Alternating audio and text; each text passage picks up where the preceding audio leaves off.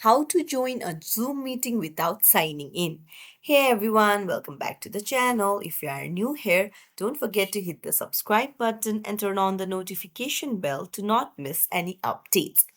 So, to join Zoom meeting without signing in, you'll need the meeting link. So, if someone has sent you the meeting link, just copy it, then go to your Zoom app, and then you can see join a meeting option. So, you can do this without signing in, and then you can see the meeting ID or personal link name option. You just have to paste it here, and then you can put in your name before entering so that the person knows that it's you, and then you can just hit join and that person will let you in.